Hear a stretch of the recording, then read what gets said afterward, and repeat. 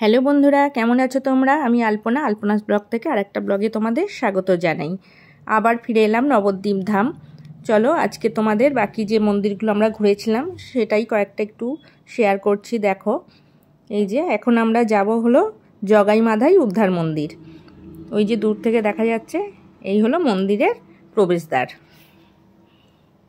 এই যে দেখো, তো ওখান থেকে আমরা প্রবেশ করলাম ভেতরে। আর সবই তো অনেক পুরনো, মানে এই বিল্ডিংগুলো মন্দিরগুলো দেখলেই বোঝা যায় এটি হলো লাট মন্দির, যে কত পুরনো। বা এই যে জানলা দরজা যেগুলো রয়েছে মন্দিরের, সেগুলো দেখেও বোঝা যায় যেগুলো কত পুরনো। কারণ এখনকার দিনে আর এই স্ট্রাকচারে তো তৈরি হয় না। আর এত সুন্দর মন্দির টন্দিরগুলো দেখলে সত্যি ওই দিনটা আমাদের খুব ভালো কেটেছিল।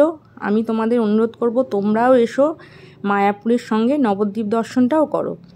এই দেখো, মানে গৌর নিতাইয়ের যে কত রকমভাবে কত রূপ রয়েছে, শ্রীকৃষ্ণের কত রয়েছে, সেগুলো সব ওখানে গেলে জানা যায়, দেখা যায়। যদি আমি ইতিহাস না জানলেও, মানে সব কিছু তো আর আমরা সব সময় মানে সব জানি না, কিন্তু চক্ষু সার্থক মনে শান্তি পাবেই, এটুকু গ্যারেন্টি। এই যে ওই দিনকে গিয়ে দিনটা সত্যিই আমরা খুব ভালো কাটিয়েছিলাম। আর এখানে প্রচুর মন্দির। এই দেখো জগাই মাধাইকে দেখো,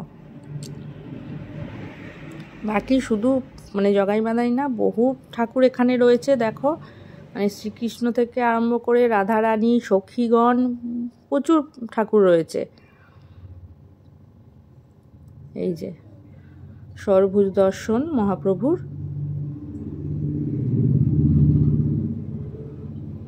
এই দেখো, অসাধারণ সুন্দর। আর শীতকাল ছিল তো, সব ভগবানের গায়ে, সবই ঠাকুরের গায়ে চাদর দেয়া ছিল আর কি, শাল চাদর এগুলো দেয়া ছিল। আমরা ওখান থেকে ভোগের কুপন টুপন কেটে, আগের ভিডিও তোমরা দেখেছো কোথা থেকে আমরা কুপন কেটেছিলাম, সেখান থেকে কুপন কেটে আর একটা টোটো ভাড়া করেছিলাম। সেই টোটোয় করে এক এক করে মন্দিরগুলো সব ঘুরেছি, তাও মনে হয় সব শেষ করতে পারিনি। এই দেখো, ওখান থেকে বেরিয়ে এটি হলো আর একটি মন্দির।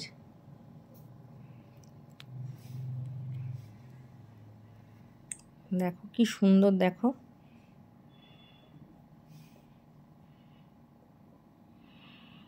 এটা শ্রীমাস অঙ্গন মন্দির আর কি। এই যে লাট মন্দির, লাট মন্দির মানে সেটা পিলিয়ার বিশিষ্ট, মানে চারদিকে খোলা, ওপরে ছাদ, পিলিয়ার বিশিষ্ট। এটা ওড়িয়ে, এই যে জগাই মাধাই ওড়িয়ে আর একটা পার্ট। এই মানে মন্দিরটার থেকে বেরিয়ে আমরা, এই দেখো এটা ভেতরে ঢোকার প্রবেশদ্বারটা, না ওর পাশেই আর কি। আর ওই যে ওখানে সব একটু মানে ছেলেমেয়েরা গেলে যেটা হয় আর কি, সব ছবি তোলার তাড়া থাকে, সব ছবি তুলবো দাঁড়িয়ে, ভিডিও করব, ছবি তুলবো, এইগুলো ওরা ওদের মতো করে করছে। তা আমি ভাবলাম আমি একটু ঘুরে টুরে দেখি, সঙ্গে তোমাদেরও দেখাই। চলো ভেতরে প্রবেশ করি। এটা এই দেখো, আর সবই তো বললাম না, এখন শীতকাল, সব গায়ে ঢাকা দেয়া রয়েছে। এই যে শাল টাল দিয়ে সব ঢাকা দেয়া রয়েছে। এমনকি ফটোগুলোকেও দেখো কি সুন্দর করে শাল দিয়ে মুড়িয়ে মানে গায়ে দিয়ে দিয়েছে আর কি। আর পুচকুটা ছিল সঙ্গে, মানে ওর সঙ্গে হাসি মজা করতে করতে দিনটা যেন ও গিয়ে যেন আরও সুন্দর করে দিয়েছিল আমাদের। ও খুব আনন্দ করেছে। নিত্যানন্দ মানে মন্দির, এটা দেখো নিত্যানন্দ মহারাজজির যে সেগুলো এখানে রাখা আছে। পরপর এরকম রুম করা আছে, আর গর্ভ গিয়ে বিভিন্ন দেব দেবী মানে সব রাখা আছে। এটি দেখো,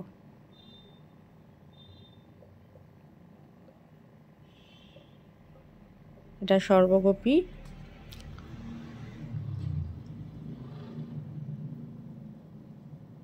এই দেখো কি সুন্দর উলের এগুলোকে গায়ে দিয়েছে, দেখো সুন্দর করে জড়িয়ে। আর সব এত ঠাকুর দেখো, সব পরিষ্কার করা, এ করা, মেনটেনেরও তো একটা ব্যাপার আছে বলো, এত সুন্দর করে সব রেখেছে। শ্রীকৃষ্ণের মহারাম দর্শন। এই দেখো সব উলের এগুলো পুরো কালারফুল, এত সুন্দর লাগছে দেখতে। এই যে, আর তখন মানে একটা পণ্ডিত ওখানে পুজো করছিল। আর দরজাগুলো দেখেছো, কাঠের এত সুন্দর হাতের কাজ দরজাগুলো খোলা আছে, যদিও মানে বন্ধ থাকলে ওগুলো ভালো দেখা যায়, কিন্তু তবুও মানে দেখে আমরা অবাক হলাম, এত সুন্দর হাতের কাজ। আর উনি এখানে মানে বলছিলেন যে এখানে শুকনো প্রসাদ পাওয়া যায়, সেগুলো নেওয়ার জন্য বলছিলেন আর কি। আমরা নিয়েও এসেছিলাম শুকনো প্রসাদ, 2-3 জায়গা থেকে নিয়ে এসেছিলাম। সব 20-30 টাকা করে নেয় মহাপ্রভুর প্রসাদ, শুকনোই বাতাসা, মুড়কি, এগুলো মঠ, এই ধরনের শুকনো প্রসাদ। এই যে উনি পুজো করছেন তখন। এখানে গৌরাঙ্গ মহাপ্রভু মানে কীর্তনের যে এটা, সেটাই এখানে দেখো, কত মূর্তি দেখো, আর সব শাল মোড়ানো।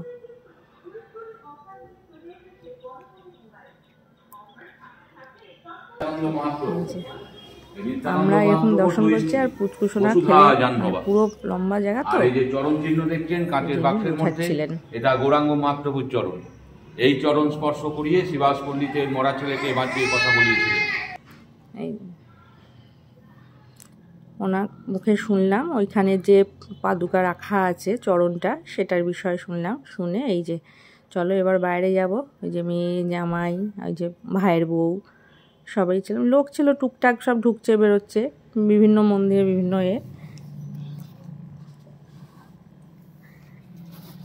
আর এই যে আমি। চলো সবার আশীর্বাদ নিয়ে এবার একটু বাইরের দিকে যাব। আর ওই তো ভাই সঙ্গে গেছিল, ভাই। এগুলো কি বলতো, বাচ্চা কাচ্চা নিয়ে গেলে, পরিবারের সঙ্গে গেলে ভালোই লাগে, একটু খোলামেলা তো। আর প্রচণ্ড ভিড়ভাট্টা, মানে বাচ্চা কাচ্চারাও বেশি একটু আনন্দ করতে পারে না। কিন্তু এইসব জায়গাগুলো গেলে নিজেরাও ভালোভাবে দর্শন করা যায়, বা পরিবার বাচ্চা কাচ্চা গেলে ওরা ওই দেখো খেলে বেড়াচ্ছে। মানে ও খুব আনন্দ করেছে ওই দিনকে, খোলামেলা জায়গা পেয়েছে, আর ও তো বেরোতে পারে না। বাইরেটা বেরিয়েছে, আর ওর বাবা সব দর্শন করে এসে ওইখানে ব্যাগ থেকে জল নিয়ে খাবে বলে বেরিয়েছিল। দিয়ে দেখছি ব্যাগটা কাঁধে করে নিয়ে আবার ওই লাট মন্দিরের ওপরে ওঠা যায়, ও দেখি ওপরেও উঠে গেছে।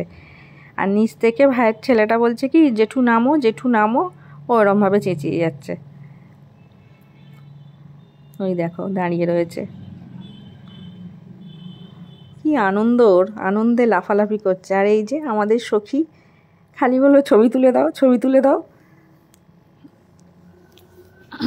আমি ওর বাবাকে বললাম নেমে এসো, মেয়ে বললো মা আমি ওপরে উঠবো। আর ওপরে উঠতে হবে না, ওখান থেকে বেরিয়ে আরও তো জায়গায় যেতে হবে, আর টোটোওয়ালাটা তাড়া দিচ্ছিল।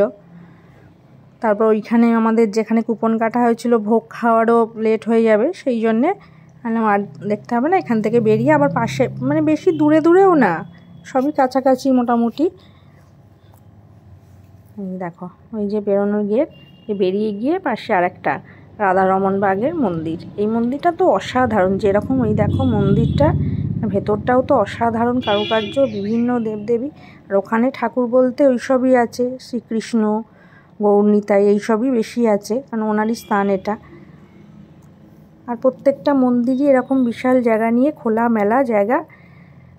এই দেখো ওই দিক দিয়ে ঢুকে, এইদিকে হলো মেন মন্দিরটি।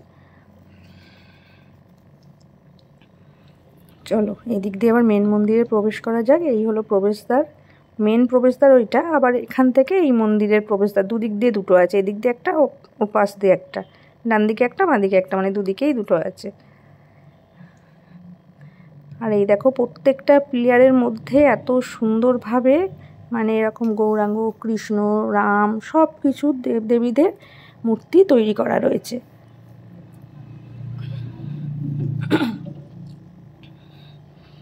এই যে মানে বিষ্ণু, প্রত্যেকটা প্লেয়ারের মধ্যে, লাট মন্দিরের যে প্রত্যেকটা প্লেয়ারের মধ্যে দেখলাম এইরকমভাবে সুন্দর, আর ওপরে সুন্দর হাতের কারুকার্য করা। আর এইটি দেখো, এটা প্রথমে আমি বুঝতে পারিনি, তারপর দেখলাম যে এটা একটা তুলসী মঞ্চটাকে এত সুন্দর করে কলা গাছ দিয়ে কাপড় দিয়ে সাজানো হয়েছে, মানে তখনও সাজাচ্ছিল আর কি। চলো এবার মেন মন্দিরগুলো দেখি। এই দেখো এত সুন্দর, এই যে গর্ভগৃহে জগাই মাদাই।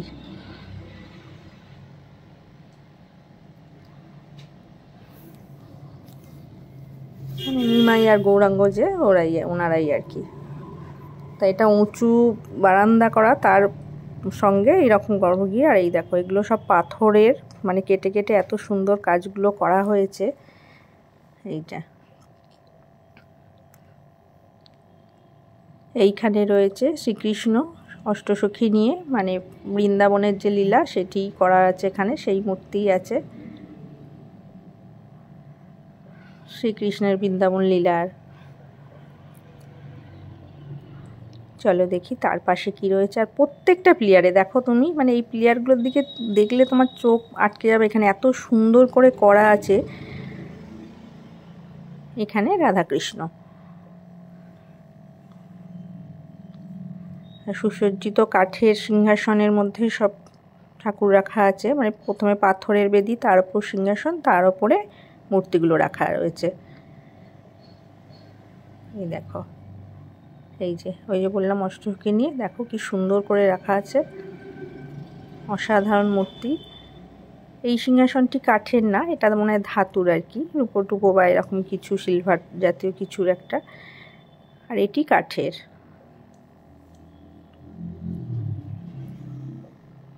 নিচে আছে রাধাকৃষ্ণ, ওখানে গৌরাঙ্গ। আর না, এটিও কাঠের না, মানে ধাতুরই, দরজাটা কাঠের। আর এই হলো তুলসী মঞ্চটা, কি অসাধারণ করে সাজিয়েছে দেখো।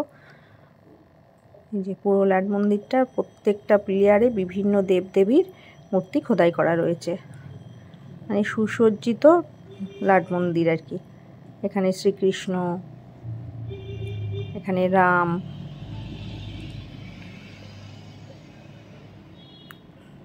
দেখো। চলো এখান থেকে পাশের ওটা কি আছে দেখা যাক।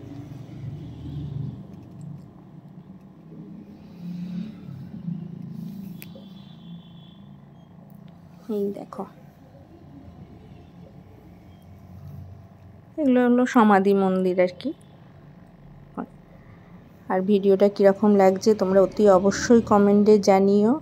আর ভালো লাগলে প্লিজ একটু লাইক শেয়ার কমেন্ট করে দিও। আর আমার চ্যানেলটাকে সাবস্ক্রাইব করে পাশের বেলটা প্রেস করে দিও, যাতে পরের ভিডিও নোটিফিকেশানটা তোমাদের কাছে পৌঁছায়। আর এটা মানে হাওড়া থেকে কাটোয়া লোকাল ধরলে নবদ্বীপ ধাম একই ট্রেন। যারা শিয়ালদা থেকে আসবে, শিয়ালদা কাটোয়া আছে, বা নৈহাটি হয়ে ব্যান্ডেলে এসে ব্যান্ডেল কাটোয়া ধরতে পারো। ধরে নবদ্বীপ ধামে ওখানে প্রচুর টোটো আছে, টোটো বুক করে নিয়ে, সারাদিন লাগে না, টোটো বুক করে ওরাই তোমাদের সব দর্শন করিয়ে দিতে পারবে। খুব ভালো লাগবে। তোমরা এখানে কিছুটা ঘুরে মায়াপুর দর্শনও করে নিতে পারবে একসঙ্গে, কিন্তু খুব ভালো লাগবে। তোমরা এসো, কৃষ্ণনগর টগর থেকে বাসও আসে এখানে, যারা ওদিক থেকে আসবে তারা বাসেও আসতে পারবে। এই দেখো, এইটা হলো মন্দিরের আর এক প্রান্তটা, আমরা একটা দিক দিয়ে ঢুকেছিলাম, এটা আর এক দিকটা। আর এত সুন্দর এই গাছগুলো করা আছে, গাছের নিচটা দিয়ে এত ভালো লাগছিল। এই যে পুরো মন্দিরটা পুরো খোলামেলা পরিষ্কার করা একটি মন্দির। আর সব বিভিন্ন মানে সাধু সৈন্যদের নাম বা বিভিন্ন যারা দান ধ্যান করেছে তাদের নাম ওখানে খোদাই করে মানে এতে প্লেটে বসানো রয়েছে মন্দিরের গায়ে। আর এই দেখো, এই গাছটা দেখো, গাছের নিচ দিয়েতে এত সুন্দর লাগছিল, ওপর দিয়ে পুরো ছাউনির মতো করা আছে গাছটা। এই দেখো, গাছের শিকড়গুলো অবধি দেখো কত মোটা মোটা হয়ে গেছে, মানে বহু পুরনো গাছ, এটা দেখেই বোঝা যায়। তারপরেই ওখানে মানে এই দিক দিয়ে যেতে যেতেই চোখে পড়লো যে ওখানে আরেকটি শিব মন্দির আছে। শিব মন্দির খুব কমই দেখতে পেলাম, মানে সব মন্দিরে যে শিব মন্দির আছে তা না, বেশিরভাগ মন্দিরেই তুমি কৃষ্ণ, গৌর নিতাই এদেরই দর্শন পাবে, বিষ্ণু। কিন্তু এখানে দেখলাম একটি শিব মন্দিরও করা আছে। আর শিব মন্দিরটা দেখো, ওপরে পুরো ওই গাছে ভর্তি, তার গর্ভগৃহে এই যে একটা শিবলিঙ্গ করা আছে, শিবলিঙ্গের পিছনেই বিশাল একটা শিবের মানে ছবি লাগানো আছে। শিবলিঙ্গর পাশে তো জানোই নন্দী মহারাজ থাকবেই। আর ওপরটা দেখো কি সুন্দর করে করা, মাঝে একটা ছোট ফ্যান লাগানো রয়েছে, ভারী সুন্দর একটা ফুলের আকারের বেদিটা করা।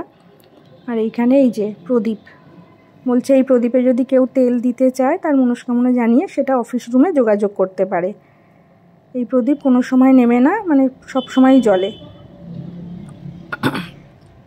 তাহলে চলো এবার আমরা সব দর্শন করে বাড়ি ফিরবো। ভিডিওটা ভালো লাগলে একটু লাইক শেয়ার কমেন্ট করে দিও। সবাই ভালো থেকো, সুস্থ থেকো, সাবধানে থেকো। আবার দেখা হবে অন্য কোনো ব্লগে। আমরা ওই দিন খুব ভালো কাটিয়েছি। এই যে আমাদের সবাই এখানেই রয়েছে, এই দেখো বাকি অংশটুকু। এই যে এইটা হলো আরেকটা গেট, গেটটাও কত সুন্দর দেখো। আর মন্দিরের চূড়াগুলো তো অসাধারণ, মানে বহু দূর থেকে তোমার চোখে পড়বে। এই দেখো মন্দিরের চূড়াগুলো অসাধারণ হাতের কাজ।